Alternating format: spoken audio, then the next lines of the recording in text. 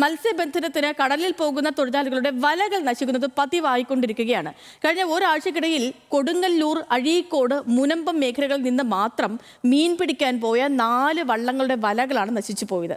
കപ്പൽ അപകടത്തെ തുടർന്ന് കടലിൽ താഴ്ന്ന കണ്ടെയ്നറുകളോ ലോഹ വസ്തുക്കളോ ആകാം ഒരുപക്ഷെ ഈ വലകൾ നശിക്കാനുള്ള കാരണമെന്നാണ് മത്സ്യത്തൊഴിലാളികളുടെ സംശയം. നമ്മളിപ്പോൾ പറയുന്ന പോലെ വലയല്ലേ എന്നൊക്കെ വിചാരിക്കാം, പക്ഷേ മത്സ്യത്തൊഴിലാളികളുടെ വലകൾക്ക് ലക്ഷങ്ങളാണ് വില വരിക. അപ്പോൾ അതുകൊണ്ട് വലിയ സാമ്പത്തിക നഷ്ടമാണ് ഈ മേഖലയിൽ ഉണ്ടാകുന്നത്, മത്സ്യത്തൊഴിലാളികൾ അനുഭവിച്ചുകൊണ്ടിരിക്കുന്നത്. നമുക്ക് എന്താണ് സംഭവം വിശദമായൊരു റിപ്പോർട്ട് കാണാം.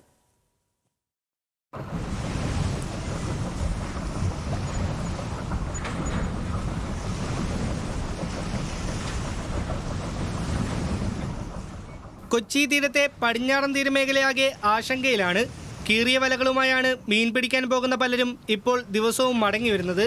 വലയ്ക്കുണ്ടാകുന്ന കേടുപാടുകൾ കാരണം മീൻ നഷ്ടമാകുന്നതോടെ മത്സ്യത്തൊഴിലാളികൾക്കുണ്ടാകുന്നത് ലക്ഷക്കണക്കിന് രൂപയുടെ നഷ്ടമാണ്.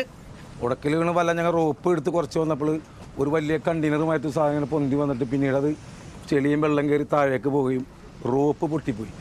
500 മാറ് വലയുള്ള വല കംപ്ലീറ്റ് പോയി. ഞങ്ങൾക്ക് ആകെ കിട്ടിയത് കുറച്ച് 10-20 മാറ് വെയിറ്റും കുറച്ച് വലയും മാത്രം കിട്ടിയുള്ളൂ. കംപ്ലീറ്റ് വലയും ഞങ്ങൾ ഈ കടലിൽ പോയി.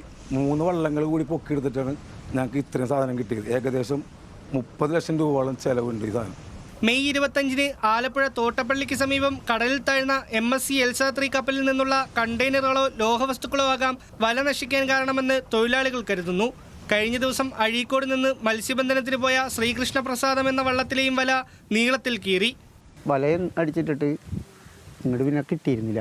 റോപ്പ് പൊട്ടി തീർന്നുമ്പോൾ ഈ കിടക്കുന്ന വല മാത്രം, കുറച്ച് വല മാത്രമേ കിട്ടിയുള്ളൂ. അത് വല അടി അങ്ങനെ പോയി. മീനുണ്ടായിരുന്നു. മീനടക്കം നമുക്ക് കിട്ടുകയാണെങ്കിൽ അതൊന്നുമല്ല, നല്ലൊരു പണി കിട്ടേണ്ട ദിവസമായിരുന്നു ഇന്നലെ. തുടർച്ചയായി വല നശിക്കുന്നതിന്റെ കാരണം കണ്ടെത്താൻ പ്രത്യേക അന്വേഷണം നടത്തണമെന്നാണ് മത്സ്യത്തൊഴിലാളികളുടെ ആവശ്യം. പ്രതിസന്ധിയിലായ മത്സ്യത്തൊഴിലാളികൾക്ക് അർഹമായ നഷ്ടപരിഹാരം അനുവദിക്കണമെന്ന് വിവിധ സംഘടനകളും പറയുന്നു. ന്യൂസ് മലയാളം, തൃശൂർ.